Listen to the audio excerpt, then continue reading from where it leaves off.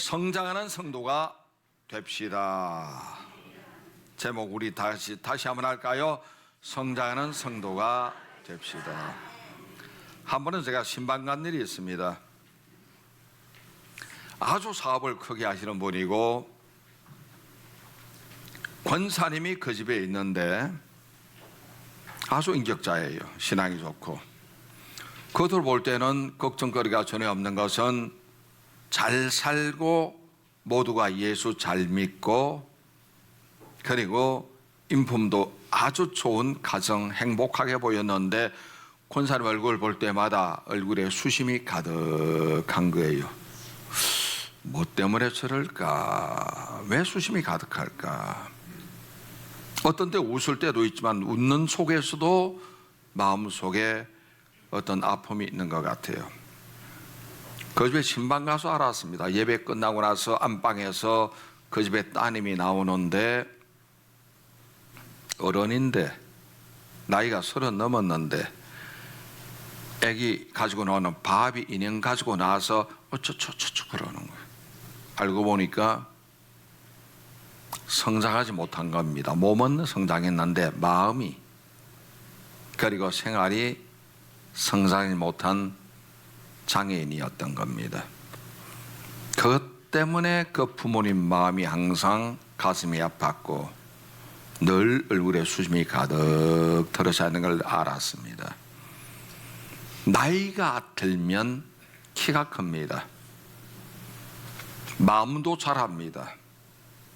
생활도 나이에 걸맞게 살아갑니다.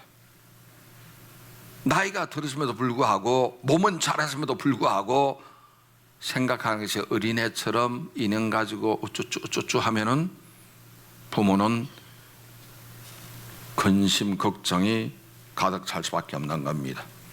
정신이 바르다 할지라도 생활 습관이 어린애처럼 철없이 감옥이나 들락날락하고 있다면은 역시 부모의 마음속에 근심이 있을 수밖에 없는 겁니다. 자녀가 태어나서 하루하루 자라는 모습 보면은 얼마나 기쁩니까? 걸음마하고 말을 배우고 뛰어다니고 귀염 있게 논다면은 부모의 보람이요 행복이 될 수밖에 없는 겁니다. 세월이 지남에 따라서 자라지 않는 자녀는 큰 근심이 될 수밖에 없습니다. 몸도 자라고 마음도 자라고 생활도 자라야 합니다. 우리는 하나님의 아들, 딸들이죠. 그럼 우리도 하늘에 계신 아버지 하나님 보실 때 우리가 아름답게 자란다면 하나님 얼마나 기뻐하실까? 얼마나 우리를 보고 귀하게 여겨주시겠습니까? 반면에 그리스도 안에서 교회를 나온다고 하면서도 철없는 행동하고 반항하고 타락해서 그 사람이 성장하지 못한다면 하나님 마음이 얼마나 안타까우실까요? 우리는 성장해야 합니다. 언제까지 성장할까요? 천국 가는 그 시간까지 끝없이 우리는 성장하는 거예요. 얼마나 성장해야 할까요? 성경대로 그리스도의 상세가 믿음의 분량에 이르기까지 우리는 성장해야 합니다. 구체적으로 오늘 여러분께 3가지에 대해서 말씀드리겠습니다. 첫째로 영적인 깊이에서 우리는 성장해야 합니다. 영적으로 깊어져야 한다는 거예요. 오늘 본문에 있는 디모데전서 1장 12절 말씀 보니까 나를 능하게 하신 그리스도 예수 우리 주께 내가 감사함은 나를 충성되이 여겨 내게 직분을 맡기심이니 주님이 내게 직분 맡긴 것 있죠. 목사로서 장로로서 권사로서 집사로서 직분을 왜 주셨느냐? 나를 충성되이 여겼기 때문에 내게 직분 주셨는데 나를 능하게 하셨다고 했습니다. 능하게 하셨다는 이 원문의 뜻은 힘있게 하시고 능력있게 하시고 권능있게 해주셨다는 거예요. 오늘 본문을 기록했던 사도 바울 보십시오. 저는 핍박자 있다는 다메섹 도상에서 주님을 만난 그 뒤에 이 사람 완전히 180도 바뀌어버리고 말았습니다. 핍박자가 전도자 되었고 회방자가 하나님께 헌신한 자 되었고 이 사람은 주의 복음을 전하느라고 결혼도 하지 아니하고 가정을 갖지 않은 상태에서 홀로 온 세계 다니면서 복음을 증거하기도 했던 거예요. 그때마다 하나님께서 성령의 권능을 바울에게 부어주신 거예요. 영적인 지식을 부어주시고 하나님의 지혜를 공급해 주시고 갖가지 은사와 믿음도 바울에게 허락해 주셔서 그는 가는 곳곳마다 주의 일을 힘차게 감당할 수가 있었고 원수마귀를 물리치고 질병을 고치고 하나님의 기적을 행하면서 하나님께 영광 돌릴 수가 있었습니다. 주의 일을 할 때는 영력으로 하는 것이 실력으로 하는 것 아닙니다. 하나님 백성들의 진짜 실력은 영력에 있고 영적 힘에 있다는 거 기억하시기 바랍니다. 그래서 우리가 성경 보고 믿음을 가진 다음에 하나님께 기도해서 성령의 능력을 얻는 여러분 되시기를 주의 이름으로 축원합니다. 성장해야 돼요. 믿음의 깊이에서 성장하는 성도의 특징이 있습니다. 처음에는 뭐가 뭔지도 모르고 예외에 그냥 이끌려 나오지만 점차 은혜 안에서 믿음이 나도 모르게 자라나는 거예요. 말씀 듣고 나면 돌아서면 잊어버립니다. 기억도 안 납니다. 생각이 안 나요. 그러나 나도 모르게 콩나물 자라듯이 믿음이 쑥쑥 자라는 거예요. 콩나물 키울 때 물 주면 밑도 다 빠지지만 콩나물은 쑥쑥 크듯이 말씀 듣고 잊어버리고 생각도 안 나고 무슨 뜻인지 이해를 못하지만 듣다 보면은 내 믿음이 나도 모르게 쑥쑥 자라는 거예요. 그런 사람은 주일 하루만 억지로 나왔던 사람이 은혜 받고 나면은 믿음의 성장하죠. 주일 낮에도 나오고 오후도 나오고 수요일 나오고 금요일 나오고 새벽기도 나오고 부흥회 나오고 기도원에 다녀오고 셀 예배 모임에 참여하고 빠질 수가 없는 겁니다. 안 빠지고 나오는 겁니다. 왜? 믿음이 성장했기 때문에 그런 거예요. 그렇게 성장한 사람은 기도가 뭔지도 모르죠. 어려웠습니다. 힘들었습니다. 기도 안 합니다. 기도하는 시간에 TV 보고 있는 사람이 많아요. 그런데 성장한 뒤에는 기도의 맛을 아는 거예요. 기도하는 시간이 얼마나 좋은지, 내 기도하는 그 시간, 그때가 가장 귀하다. 은혜 받기 전엔 내 기도하는 그 시간, 그때가 가장 지겹다 이랬는데 은혜 받고 나니까 믿음이 성장하죠. 내 기도하는 그 시간, 그때가 가장 지겹다 해서 귀하다 바뀌는 거예요. 기도가 그렇게 즐거울 수가 없는 거예요. 처음에 기도할 때도 내 소원만 놓고 기도한 사람이 나중에 은혜 받고 나니까 믿음이 성장하죠. 교회를 위해 기도하고 주의 종을 위해 기도하고 이웃을 위해 기도하고 나라와 민족 위해 중보기도까지 하는 거예요. 그런 사람은 자기의 사명과 직분을 귀하게 여기기 때문에 점점 더 깊은 은혜의 세계로 들어가게 될 줄로 믿습니다. 기도 보면은 그분의 신앙을 알 수가 있습니다. 또 전에는 성경이 책이었습니다. 나와 상관없었습니다. 흰 거는 종이요 검은 건 글씨고 나와는 상관없고 성경 누가 필요하냐, 목사님이 설교하기 위해 보는 것이 성경인 줄 알았는데 세상에나 은혜 받고 내 믿음이 성장하고 나니까 성경 속에 있는 말씀이 내게 주신 하나님의 말씀이라 하나님가 그렇게 귀할 수가 없는 거예요. 시편 23편을 읽을 때도 그때는 여호와는 나의 목자시니 그런가 보다 했는데 지금은 하나님이 내 목자 되시고 나는 하나님의 양이 되어서 푸른 초장을 이끌어가는 거예요. 보니까 주님이 주신 양식을 내가 먹고 마시니 내가 부족함이 없어지는 것 믿으시기 바랍니다. 그렇게 달라지죠. 제가 아는 새신자는 교회 나오신 지 1년 됐는데 성경을 9번 읽으셨대요.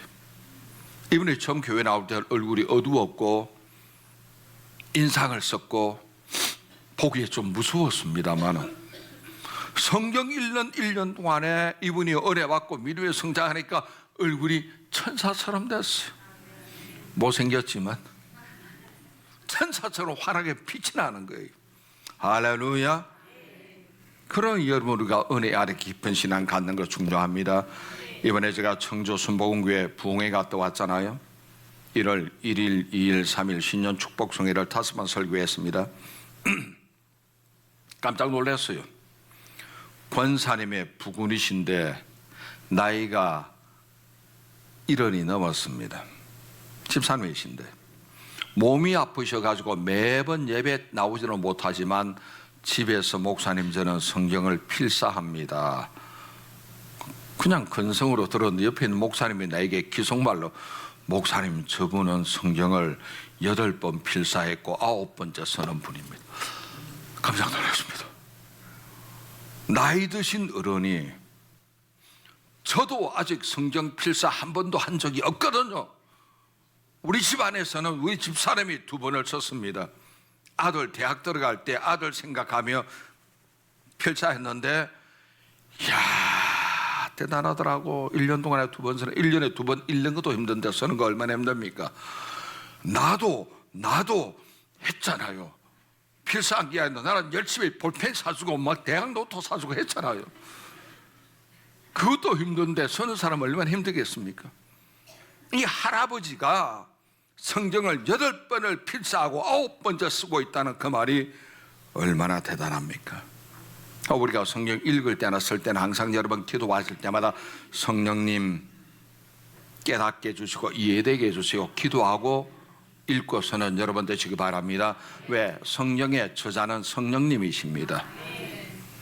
그걸 바울이나 요한이나 마태간 사람이 기자가 되어서 기록만 한 것이고 원저자는 성령님이시기 때문에 저자이신 성령께 구하세요.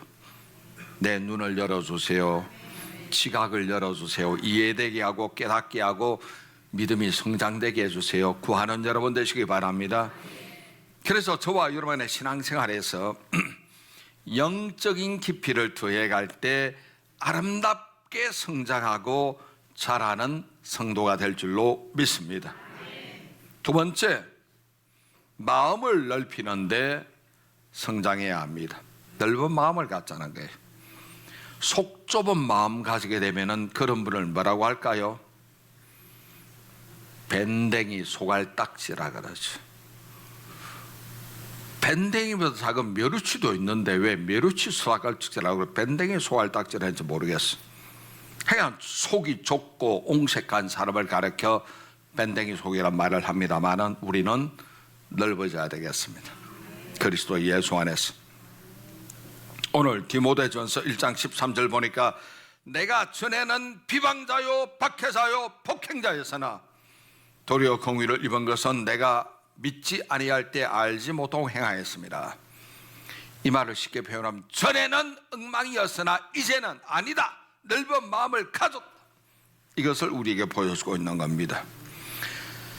사도 바울이 불신자로 있을 때 바울이 믿는 모든 사람을 모독했습니다. 비판했습니다.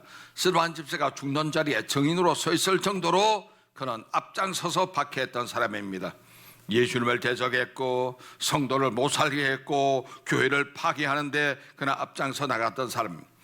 그런데 이 바울이 다메섹 도상에서 예수님을 만난 그리부터 이제는 자기의 과거 행적을 회개하고 남을 위해서 이해하고 배려하고 용납하고 사랑하고 전에와 이제가 달라졌다는 것을 말해주고 있는 겁니다.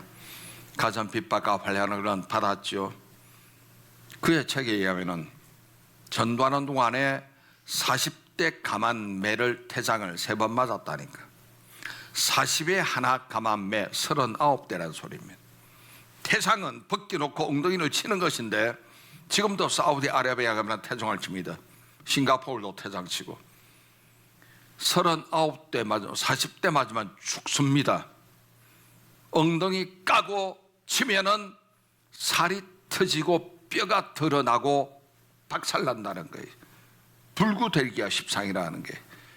그 40에 감한 그 매를 태장을 그는 3번 맞을 정도로 훈련받았습니다. 그래도 감사했고 인내할 줄 아는 마음이 넓은 사람으로 성장했던 것입니다. 할렐루야. 지난날에 비하면 한없이 마음이 넓은 자가 될 수가 있었습니다. 그래서 그의 이름 사울은 스스로 높은 자입니다. 사울을 바울로 바뀌었잖아요. 바울은 스스로 작은 자입니다. 스스로가 높아졌던 사울이라는 이름을 은혜 받고 나서 스스로 낮은 자 바울로 바꿀 만큼 마음이 넓은 자로 성장했다는 거예요. 예수님 때문이죠. 예수로 나의 구주 삼고 성령과 피로서 거듭나니 바울은 마음이 넓은 자로 성장할 수가 있었습니다. 누구든지 예수를 구주로 모신 성도는 주님과 이웃에 대해서 마음이 열립니다. 가슴이 주님을 닮아갑니다. 그렇기 때문에 봉사도 하고 구제도 하고 이웃사랑을 하는 줄로 믿습니다. 이건 여러분 마음이 성장했다는 증거입니다. 성장하는 여러분 되시기를 주의 이름으로 축원합니다. 세 번째, 사명의 짐을 감당하는 데도 성장해야 되겠습니다. 사명의 짐을 주님이 우리에게 맡깁니다. 일 잘하면 더 맡깁니다. 일 못한 사람은 아예 안 맡깁니다. 나는 안 와서 편해 안 해요. 하나님께서 인정 안 한다는 소리죠. 왜 나만 자꾸 일을 시켜요? 하나님이 인정한다는 소리입니다. 사명의 짐을 감당하는 데서 성장하는 여러분 되시기 바랍니다. 오늘 12절 말씀 보니까 나를 능하게 하신 그리스도 예수 우리 주께 내가 감사했습니다. 나를 충성되게 여겨 내게 직분을 맡기시미니. 이 사명의 짐을 가지고 하나님께 감사하는 여러분 되시기 바랍니다. 저는 목사로서 목회할 때나 두 번의 선교사로 나갈 때나 신학교에서 교수로 강의할 때나 아무리 힘든 일이 있어도 저는 불평하지 않았습니다. 반발하지 않았습니다. 삐치지도 않았습니다. 그저 감사함으로 감당했던 것은 사도 바울을 보고 성경 읽다가 은혜 받았기 때문에 그런 겁니다. 우리 감사해요. 사도 바울 같은 경우는 핍박자에서 사명자가 되었죠. 과거에 그의 행적 보니까 바울 같은 사람 벼락 맞아 죽어도 시원찮을 인간이었습니다. 그런데 그가 주님을 만난 그뒤부터는 자기가 자신이 이방인을 위한 사도됨을 그 자기의 사명을 깨닫고 나서는 그 무거운 사명의 짐을 감당했습니다. 그 무시무시한 사명의 짐을 그는 기쁨으로 감당할 수가 있었고 오히려 그는 목숨을 걸었습니다.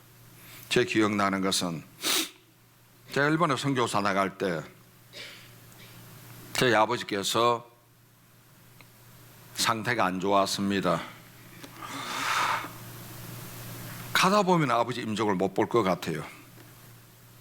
근데 아버지보다 훨씬 더 중요한 귀하신 하나님께서 제게 가라고 명령하니 아무 소리 안 하고 저는 간나에서 갔습니다. 간 사이에 아버지는 돌아가셨죠. 운명을 자식으로 못 봤지요. 뒤늦게 연락받고 한국 들어가는데 저 때문에 장례까지 하루 연기됐던 적이 있습니다. 그래도 기쁨으로 감사함으로 감당했던 것은 주님이 제게 직분을 맡겨주셨기 때문에 가능했던 거예요.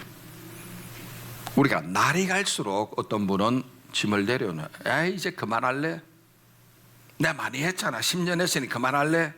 내려놓는 사람이 있는데 어떤 분은 점점 더 많이 지고서 감사함으로 헌신하고 충성하는 사람이 있습니다.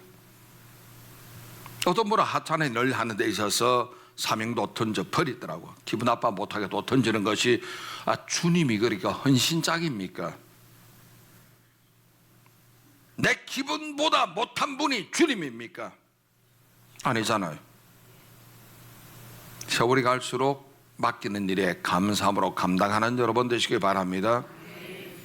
다니엘서 5장 보면은 벨사살 왕이 문무백과 대신을 불러가지고 잔치합니다. 잔치가 나쁜 건 아닌데 그가 마시는 술잔이 하나님의 성전에서 빼들어온 그 기명, 성령 기명 가지고 술을 따라 부어서 마시는 걸 보고 하늘에 계신 하나님은 다 보고 있죠. 너희놈 안 되겠구나. 술을 마시고 한참 기분이 좋은데 갑자기 하늘 위에서 손가락 하나가 날아오들면 벽에다가 뭐라고 글을 쓰는데 글을 읽을 도리가 없는 거예요. 모르겠어. 하나 분명한 것은 너무 무서워가지고 다리가 떨리고 온몸이 사시나무 털듯이 뜨는데 자기만 뜬 것이 아니라 모든 대신들도 같이 뜨는 거예요. 그래서 하나님의 사람 다니엘을 불러서 이게 무슨 뜻이냐 물어보니까 메네 대갈 우바르신이라고 합니다. 그렇게 어렵게 말하지 말고 좀 쉽게 풀어서 말해달라고 하니까 다니엘이 하는 말이 하나님의 저울에 왕을 달아보니 함량미달이라고 합니다. 그래서 하나님께서 오늘 불로 왕을 갈아 없애겠다고 합니다. 함량미달, 저울추에 달아보니 메네 대갈 우바르신이다. 바꿔버리고 말았죠. 그적시로 바깥에서 고레스가 쳐들어와서 벨사살을 죽여버리고 말았거든요. 하나님은 지금도 우리를 저울추로 달아보시죠. 우리가 충성해야 될 것 아니겠습니까? 내가 사명을 맡은 이상은 사명을 헌신작처럼 던져버리지 마십시오. 하나님 대적하지도 마시고 하나님 앞에 삐지지도 마세요. 감사함으로 감당하는 여러분 되시기 바랍니다. 그래서 믿음 안에 성장하는 성도는 사명과 직분의 짐을 점점 더 많이 걸머십니다. 셀 리더도 하고 남녀 성교회도 하고 교사도 하시고 팀장도 하시고 찬양대도 하시고 다 하세요. 내게 왜 자꾸 일 시키는 거예요? 일 잘하면 더 시킵니다. 못하면 안 시켜요. 우리가 주일날 예배만 급히 드리고 집에 도망가듯이 드리는 그 자리에서 이제는 참여하십시오. 셀 예배 참여하고 식당 봉사도 하시고 조사도 하시고 찬양대도 하시고 전도도 하시고 교회를 설교 닦는 일에도 힘써 행하는 여러분 되시기를 바랍니다. 조금만 살펴보면 내가 할 일이 얼마나 많은지 몰라요. 얼마 전에 보니까 어떤 우리 집사님이 식사는 본인이 자진해서 눈 설고 있더라고. 바닥도 설고 있더라고. 걸레질까지 하는 걸 보고 내가 감동을 받은 적이 있습니다. 우리가 성도로서 하나님의 자녀로서 직분의 책임과 사명을 다하시고 하나님의 일꾼으로 사역자로 성장하는 여러분 되시기를 주의 이름으로 축원합니다. 그럴 때 주님이 원하시는 그리스도의 믿음의 분량까지 자랄 수가 있죠. 제 방에 날이 추웠을 때 마이너스 15도 됐을 때 얼어버렸어. 물이 안 나오는 거예요. 같은 2층인데 2층의 화장실은 물이 나오는데 내 방 화장실은 꽁꽁 얼어버린 거예요. 우리가 아무리 해도 기술이 한계가 있으니까 안 되는 거예요. 그래서 우리 교회 집사님 가정에 일에 가서 부탁을 하니까 간단히 고치더라고. 장비가 좋더만. 일의 설비에서는. 우리는 장비가 없으니까 벽에 얼어붙은 거 어떻게 할지 모르잖아요. 일의 설계가 그러니까 내시경 같은 게 있어가지고 관 속에 들어가서 열을 발하니까 녹아버리더라고. 고친 거예요. 고치고 나서 또 한 번 추워가지고 또 한 번 얼었습니다. 제 방에 그렇게 북극천을 삽니다. 전기 아끼려고. 기구가 좋은 거예요. 도구가. 우리가 하나님께 좋은 도구도 해야 될 것 아닙니까? 쓰임받는 도구도 해야 될 것 아닙니까? 얼어붙어 있는 사람을 녹여주는 사랑의 도구가 돼야지요. 그렇잖아요. 쓸모없는 도구 되면은, 할 줄 모르는 도구 되면은 그 얼마나 불쌍합니까? 좋은 도구 되어서 녹이자 이거예요. 변화시키는 여러분 되시길 바랍니다. 주님이 쓰시는 도구 되시기를 주의 이름으로 축원합니다. 그리스도 안에서 새 생명을 얻은 자는 성장이 필연입니다. 예수 그리스도로 말미암아 생명의 씨앗이 잉태된 그리스도인들입니다. 말씀과 기도와 봉사로 성장하는 여러분 되시기를 바랍니다. 영적인 깊이에서 성장하시고 넓은 마음으로 성장하시고 사명의 충성함으로 성장하는 여러분 되시기를 주의 이름으로 축원합니다.